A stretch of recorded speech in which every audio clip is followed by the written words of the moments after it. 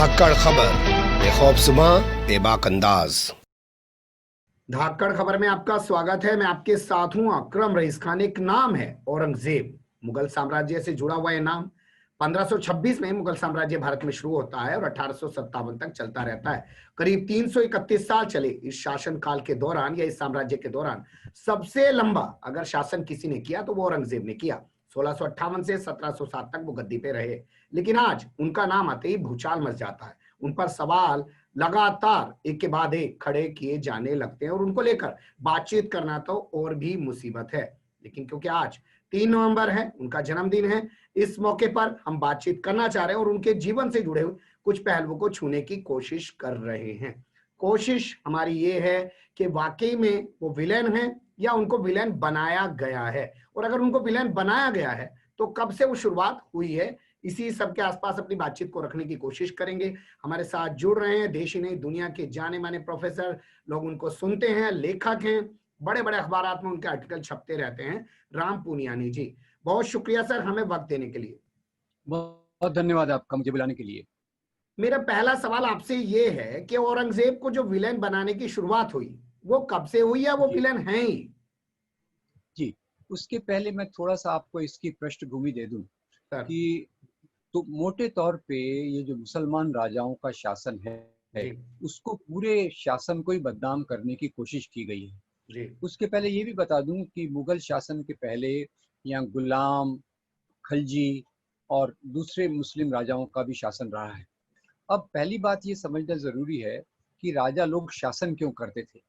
जी वो मजहब के लिए करते थे या सत्ता संपत्ति के लिए करते थे। तो बिल्कुल मेरी सही। पहली समझ ये है कि ये सत्ता संपत्ति के लिए शासन करते थे। जी और जो आपका डायरेक्ट सवाल है कि मुगल शासन ज़्यादा बदनाम इसलिए किया गया है क्योंकि वो एक सबसे लंबे दौर तक चलने वाला प्रशासन था। वो जी एक ऐसा प्रशासन था जिसमें काफ़ी मशहूर बादशाह हुए हैं, जी जिन्होंने अपने साम्राज्य को बहुत फैलाया जी और जिन्होंने यहाँ के जो सिस्टम था जी उसको काफ़ी स्ट्रीमलाइन किया, उसको जी एक लाइन में ले आए। और उन्होंने यहाँ ऐसे कई स्मारक छोड़े जो दुनिया में आज अपने आर्किटेक्चर के लिए, बनावट के लिए मशहूर हैं। तो उनको जो बदनाम करने की कोशिश की गई उसकी शुरुआत तो उसकी सच्चाई पे भी मैं आऊँगा, पर आपका सवाल उनको बदनाम करने की कोशिश जो होती है वो खास तौर से अंग्रेज़ों के आने के बाद होती है।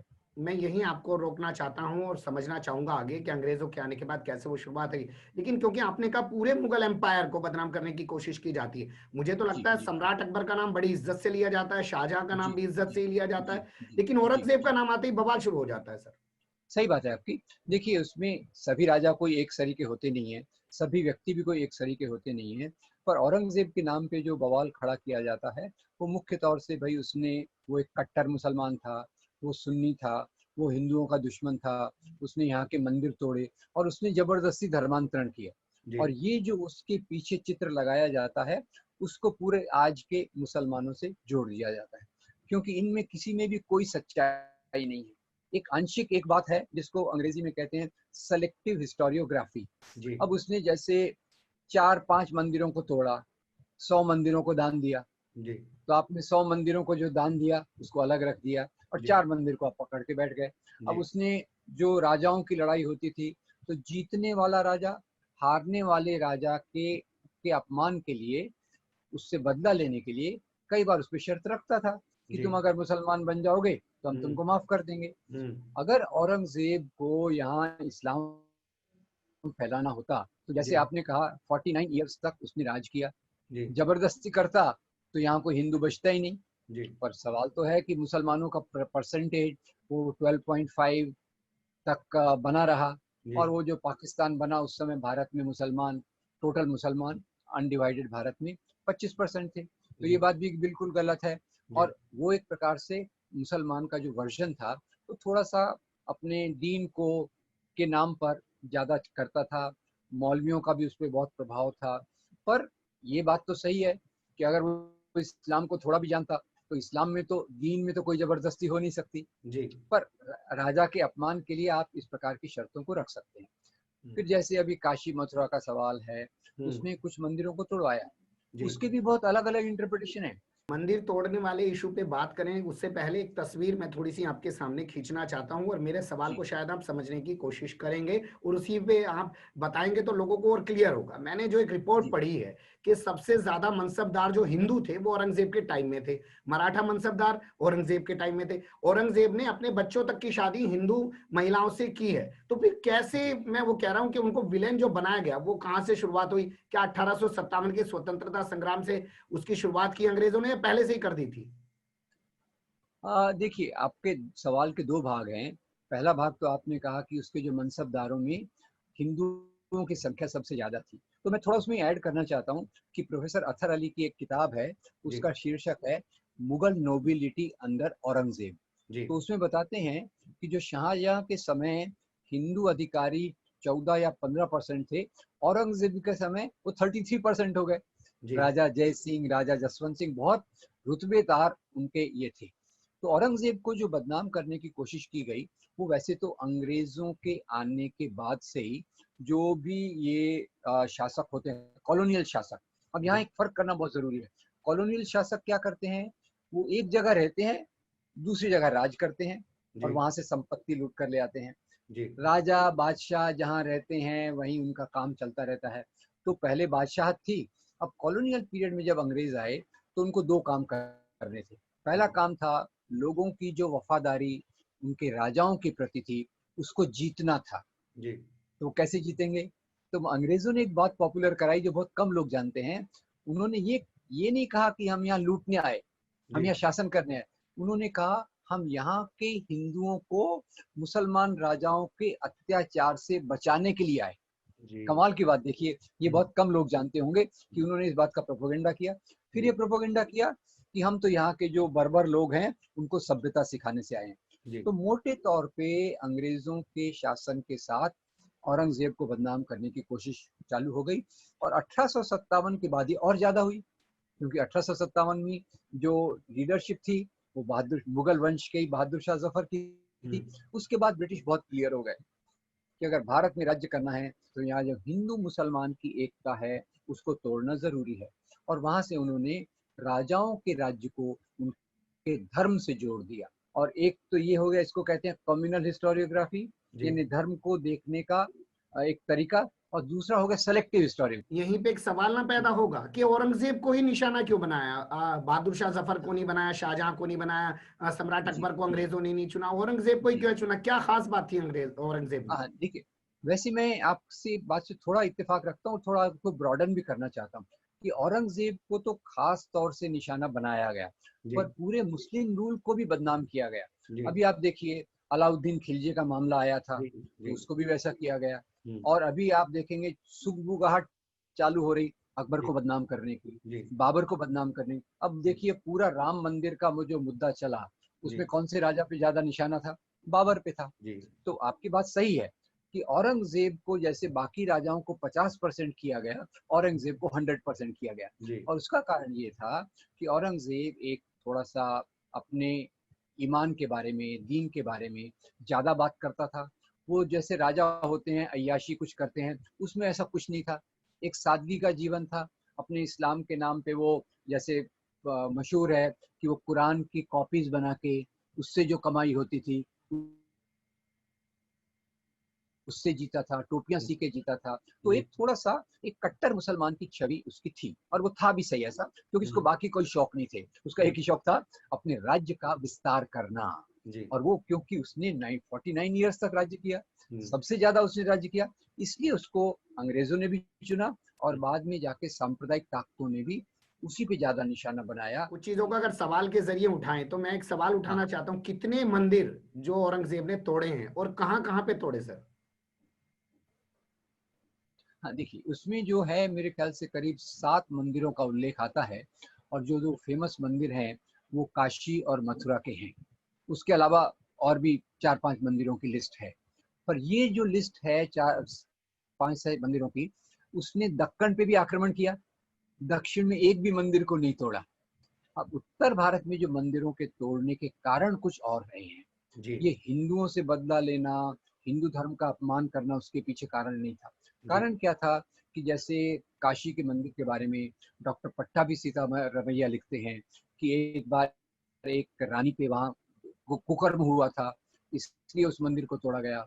मथुरा में कुछ जो विद्रोही थे, जाट विद्रोही, वो छुपे हुए थे, इसलिए तोड़ा गया। तो ऐसे 5-7 मंदिरों को तोड़ा गया। पर डॉक्टर विशंबरनाथ पांडे की जो किताब है, उसमें तो बताते हैं कि औरंगजेब ने सैकड़ों मंदिरों को दान दिया। और उसमें मैं 3 मंदिर का तो उदाहरण हमेशा देता हूँ। कामाख्या देवी का मंदिर, जी महाकाल का मंदिर, जी भगवान कृष्ण का मंदिर जी उत्तर प्रदेश में। उसमें 2 की लिस्ट मैंने और जमा की, सोमेश्वर नाथ महादेव इलाहाबाद का और जंगम बाड़ी शिव टेम्पल बनारस का। जी तो जैसे अगर उसने 7 मंदिर तोड़े हैं, तो सैकड़ों मंदिरों को दान भी दिया है। और इस मंदिरों को दान देने की परंपरा ये पूरे मुस्लिम शासन में चलती रही है। और उसका कारण ये नहीं था, क्योंकि जहां भी कोई राजा राज्य करता है, प्रजा की भावना का आदर करना उसका एक काम होता है। तो ये हिंदुओं के खिलाफ बात नहीं थी। मैं दूसरी बात को भी ले आऊंगा कि अभी जो ऑड्रे टुस्की की एक किताब आई थी, जो औरंगजेब पे थे, मिथ एंड रियलिटी पे, उसके पहले उनकी एक और भी किताब आई थी, culture of encounter, sanskritization of Mughal courts. जी culture of encounter, sanskritization of Mughal courts. तो ऑड्री टुस्की उसमें बताती हैं कि मुगल कोई एक अपना जो ईरान से उसी कल्चर से प्रभावित नहीं थे, यहाँ की संस्कृति को भी उन्होंने जोड़ने की कोशिश की। और हैरानी की बात यह है कि अकबर ने तो खैर रामायण, महाभारत और उपनिषदों का अनुवाद करवाया, दारा शिकोह ने करवाया। इवन औरंगजेब की आपको एक बड़ी मजेदार बात मुझे अभी अभी पता चली जी कि एक मैनेजर पांडे की एक किताब है, जी मुगल बादशाहों की हिंदी कविताएं। जी मैनेजर पांडे की किताब है, और उसमें एक जो कविता है वो औरंगजेब द्वारा लिखी गई है। जब वो सत्ता पे आया, जी सत्ता पे आया तो उसने धन्यवाद देने के लिए बाकी लोगों के अलावा ब्रह्मा विष्णु महेश को भी धन्यवाद दिया कि मुझे सत्ता मिली है। और हाँ ये कविता हिंदी में है। बहुत अच्छी कितने बात। लोग जानते होंगे मुझे पता नहीं है इस बात जी का। जी लोग जानना असल में नहीं चाहते हैं सर, क्योंकि वो सिर्फ जी नफरत की चीजें जानना चाहते हैं। और आजकल जो सोशल मीडिया व्हाट्सएप वगैरह आ गया है, इसमें तो जो उनके दिमाग में डाला जा रहा है वही आ जा रहा है। मैं समझना जी चाहता हूँ कुछ चीजों के जरिए। और जैसे कहा जाता है कि वो इतने मन जनेऊ कटवाने के बाद खाना खाते थे, क्या कोई जी। तथ्य है, कोई इसके बारे में कुछ मिला? आप एक लॉजिक लगाइए, लॉजिक। सर सर मैं तथ्य को भूल जाता हूँ। जी लॉजिक लगाइए। एक जनेऊ का वजन कितना होगा? 10 ग्राम। जी 10 ग्राम। पहले शेर चलता था जब हम छोटे थे, जी तो शेर में वो जो 16 छटाक, और एक छटाक में करीब एक शेर में कम से कम 200 जनेऊ आ जाएंगे। जी एक सवा मन जनेऊ में करीब 1000 जनेऊ आ जाएंगे। जी तो अगर औरंगजेब दिन में 2 बार भी खाना खाए, जी ब्रेकफास्ट मान लो छोड़ दे, लंच और डिनर ले, हम्म दिन में 2 बार अगर वो 2,500-3 हजार हिंदुओं को मरवाए, जी 49 साल तक शासन करे, तो हम्म कोई हिंदू इस देश में बचेगा? बहुत ये बड़ी लॉजिक की बात बात आप मैं कर कह रहा हूँ। रहे हैं और बहुत बड़ी दलील आपने इसके लिए दी है, लेकिन मैं और भी बातों पे आना चाहता हूँ। कहते हैं जी कि वो धर्म परिवर्तन जबरदस्ती कराया करते थे, उसके कुछ प्रमाण जी कहीं मिले हैं? वैसे तो आपने जिक्र किया कि भाई कहीं कहीं कोई हार गया बादशाह, उसके सामने कोई शर्त रख दी तो अलग बात थी। जी वैसे जी। जबरदस्ती धर्मांतरण की क्या बातें मिलती हैं? जबरदस्ती धर्मांतरण की कोई भी बात नहीं हुई। आपको बताऊं कि औरंगजेब ने जो कोशिश की, वो जमींदारों पे या राजाओं पे, जो उनकी बात नहीं मानते थे, उसी के साथ हुई। आम जनता के बीच में औरंगजेब ने इस प्रकार का कोई काम नहीं किया। और उसमें औरंगजेब से ज्यादा मैं स्वामी विवेकानंद जी की बात आपके पास साथ रखूंगा। स्वामी विवेकानंद कहते हैं कि ये कहना गलत है कि इस्लाम तलवार की नोक पर फैला। जी वर्ण व्यवस्था के अत्याचार से बचने के लिए लोगों ने इस्लाम धर्म को कबूल किया, और वो भी हम्म। सूफी संतों के प्रभाव में कबूल किया। राजा कोई इस प्रकार से प्रजा का धर्म परिवर्तन कभी करने नहीं आए। इससे बड़ी बात, कोई गलत बात हो ही नहीं सकती। जिस वक्त भारत में ये मुगल शासन कर रहे थे, उस वक्त दुनिया में खिलाफत उस्मानिया चल रही थी सर। मेरा जी अपना जो छोटा सा अध्ययन है, मुझे लगता है कि खिलाफत उस्मानिया से इन लोगों का कोई लेना देना नहीं था, जबकि पूरी दुनिया के अंदर मुसलमानों की एक हुकूमत हुआ करती थी। जी जी। ये बिल्कुल सही बात है आपकी कि भारत के मुसलमान, ये जो भारत के मुसलमान हैं, जी इनको आप किसी और देश के मुसलमानों से जोड़ के जो लोग उनकी बदनामी करने की कोशिश करते हैं, वो पूरी तौर से गलत है। अब देखिए, जैसे कि भारतीय मुगलों के दरबार में भी पर्शियन चलती थी। जी फिर उन्होंने संस्कृत को प्रमोट किया, जी हिंदी भाषा का उपयोग किया। जी और तो और देखिए, उर्दू जबान जो आज मुसलमानों में ज्यादा है, उत्तर प्रदेश के, उत्तर भारत के मुसलमानों में ज्यादा है, वो दुनिया में और कहीं नहीं है। जी अब इससे बड़ी बात क्या होगी कि जी भारतीय उत्तर भारत के मुसलमानों में जो सबसे लोकप्रिय भाषा उर्दू है, वो दुनिया में कहीं भी नहीं है। तो ये दुनिया के मुसलमानों से इसके इस शासन का कोई लेना देना नहीं था। ये स्टैंड अलोन जिसको कहते हैं, यहाँ का, इस एरिया का एक शासन था। अकबर के राज में जिस तरीके से मुगलों ने राजपूतानियों से शादियां की हैं, उसी तरीके से आप औरंगजेब के दौर में कैसा देखते हैं? क्योंकि खबर है उन्होंने अपने बेटे की शादी की है राजपूतानी से। जी, देखिए, ये मुगल और राजपूतों का ये जो संबंध था, ये पीढ़ी दर पीढ़ी चलता रहा। उसके दो कारण थे, इसके दो कारण थे। एक तो जब आप राजनीतिक संबंध स्थापित करते हैं, तो जिससे आप संबंध स्थापित करते हैं वो जनरली उसकी बेटी की शादी आपसे कर देता है, ये उसका एक था। ये एक प्रकार का रस्म बन गई थी, रिवाज बन गया था, जो अकबर से लेके तो अगर आप औरंगजेब हैं तो उसमें देखेंगे, और इसमें कोई गलत बात उस समय नहीं मानी जाती थी, ये स्वाभाविक माना जाता था। इवन आप देखिए, कई हिंदू राजा जैसे हमारे छत्रपति शिवाजी महाराज जी यहाँ हो गए, वो भी कई राजाओं से उनकी लड़ाई हुई और राजा हारा, अपनी बेटी की शादी इनसे कर दी। तो ये एक राजाओं की तो खैर बात ही अलग है, अब वो एक अलग चर्चा है। तो पर उसको लोगों ने एक गलत दृष्टिकोण से दिया कि जैसे राजपूत औरतें और मुसलमान राजा, जैसे इस पे जोधा अकबर फिल्म आई थी, तो लोगों ने उसका बहुत विरोध किया। इवन अलाउद्दीन खिलजी, जिसमें सच्चाई कुछ भी नहीं थी, वो जी पद्मावती के नाम पे उसमें भी ये किया। पर ये एक नॉर्मल बात थी, राजाओं के बीच में बेटी का संबंध, राजाओं के बीच में बेटी का संबंध, ये एक नॉर्मल बात थी, उसमें ये कोई तो विशेष। औरंगजेब ने जी, जो अपने बेटों की शादियां की हैं, और शायद उनकी माँ भी राजपूतानी थी औरंगजेब की, सर। औरंगजेब की माँ भी राजपूतानी होना बिल्कुल संभव है, मैं इसमें एग्जैक्टली आपको नॉलेज नहीं दे सकता, पर ये एक मोटा ट्रेंड था जो इनके इसमें था। एक्चुअली कई इतिहासकार तो आजकल इसको मुगल राज कहते भी नहीं है, हम्म वो उसको मुगल राजपूत राज कहते हैं। हम्म अब मैं तो खैर इतिहासकार नहीं हूँ, मैं तो एक सामाजिक कार्यकर्ता के रूप जी में जी लोगों की गलत समझ को दूर करने की कोशिश करता हूँ। तो बहुत बड़ी तो कोशिश वो आप कर रहे हैं। आपको देख सुन के बहुत लोग शुक्रिया। बहुत सारी चीजें जो हैं वो समझ पाते हैं, वरना आजकल तो राइट विंग का ऐसा इतिहास लिखा जा रहा है कि पूछिए मत। अब देखिए ना, कल जी, सरदार पटेल की ये बड़ी जयंती मनाई जा रही है, लेकिन राष्ट्रपिता महात्मा गांधी या पहले देश के प्रधानमंत्री पंडित जवाहरलाल नेहरू को जी, भी क्या ऐसे याद किया जाता है? नहीं, सही बात है आपकी। हम्म, मैं आपसे सहमत हूँ, हम्म, आपसे सहमत हूँ। इसके पीछे भी राजनीतिक उद्देश्य हैं, वो बहुत मजबूत हो रहे हैं। पर खास तौर से आपकी बात सही है कि औरंगजेब को याद करते समय एक बात और भी याद रखना चाहिए कि जो पूरा इतिहास को जो आज हमारे सामने बताया जा रहा है, उसमें दो चीजों को छुपाया जा रहा है। जी कुछ बताया जा रहा है और दो कुछ छुपाया जा रहा है। छुपाया ये जा रहा है कि बादशाहों के समय जो रैयत थी, गरीब किसान था, गरीब किसान और जमींदार के बीच में जो कॉन्ट्रडिक्शन था, अंतर विरोध था, उसको छुपाया जा रहा है कि जी हिंदू एक तरफ है, मुसलमान एक तरफ है। जी ऐसा नहीं था। समाज में क्या था, गरीब किसान एक तरफ था और जमींदार दूसरी तरफ था। जी दूसरी जिस बात को छुपाया जा रहा है, जो डॉक्टर अंबेडकर हमें बताते हैं कि यहाँ जो जाति व्यवस्था थी, उसमें भी समाज का जो डिवीजन था, नीचे, उससे ऊपर, उससे ऊपर, उससे ऊपर था, उसको भी छुपाया जा रहा है। तो जो छुपाने वाली चीजें हैं, उसको अगर हम देखें तो हम अपने समाज का अच्छा परिवर्तन कर सकते हैं, अच्छी दिशा में जा सकते हैं। और यही आप बात जैसे, आप ये भी कह जी, सकते हैं सर, आप ये भी कह सकते हैं सर कि इन्हीं तमाम चीजों को छुपाने के लिए आजकल मुस्लिमों के नाम पर कुछ और दिखाने की कोशिश की जा रही है। हो सकता है वो एक उसका बाय प्रोडक्ट है, उसका एक बाय प्रोडक्ट है।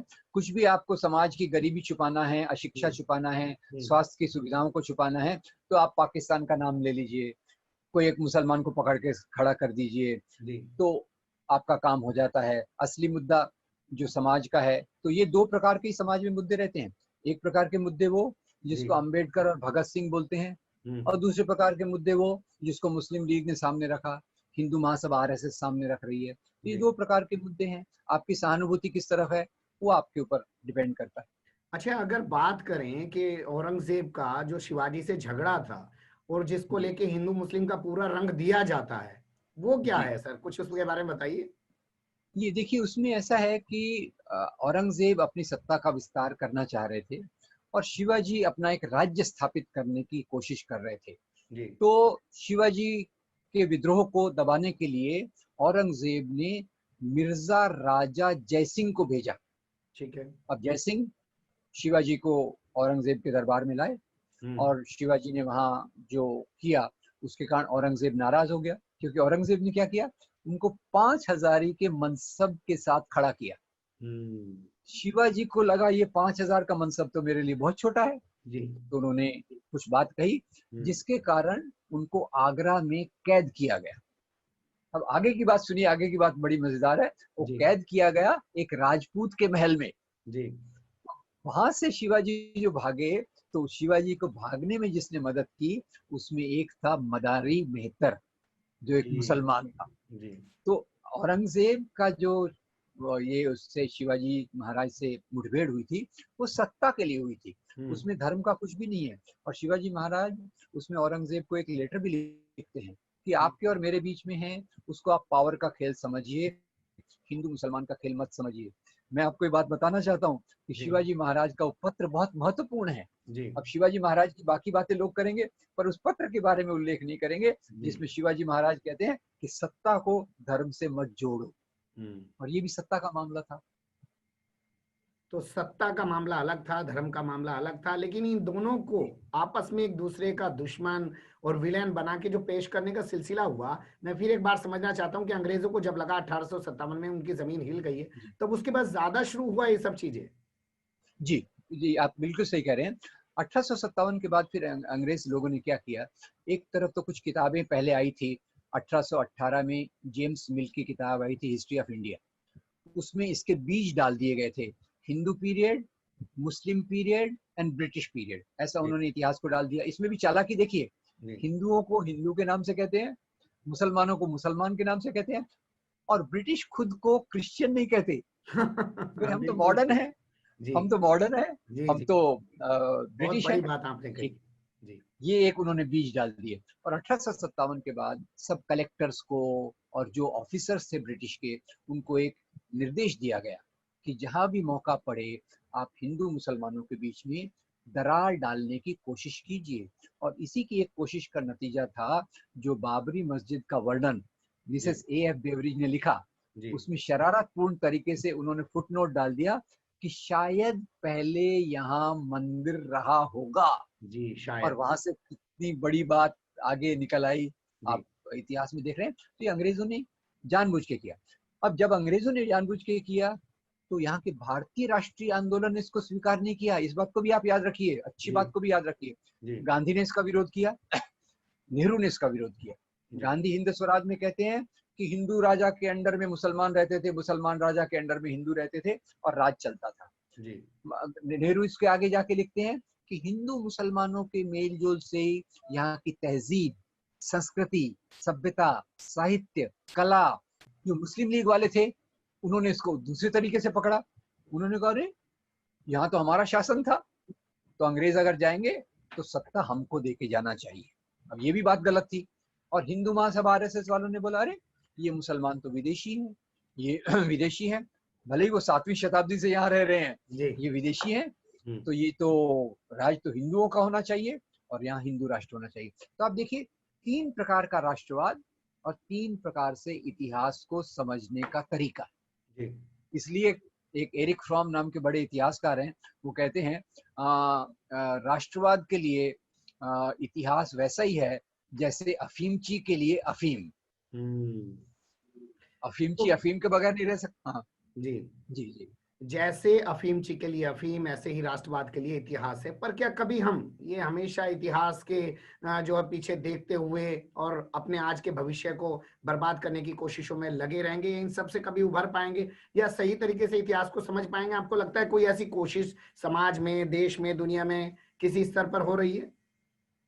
देखिए ये बहुत दुर्भाग्यपूर्ण सवाल है। जहां तक मेरी समझ है 1950 से लेकर 1980 तक जी। एक तो आज़ादी के आंदोलन में गांधी के फॉलोअर्स ये सब इतिहास को सही तरीके से देखते थे, हिंदू मुसलमान में एकता देखते थे। और दूसरी तरफ जो सांप्रदायिक लोग वो अलग तरीके से देखते थे।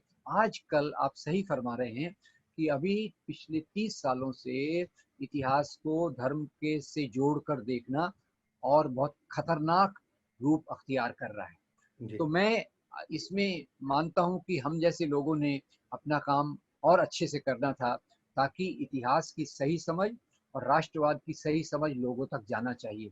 मुझे आज भी मैं अपने दोस्तों से अपील करता हूँ कि अगर आपको सांप्रदायिकता से लड़ना है, भेदभाव से लड़ना है, तो जो इतिहास को देखने का तार्किक तरीका है, गांधी और नेहरू का तरीका है, इस तरीके को समाज में एक आंदोलन के रूप में ले जाने की जरूरत है।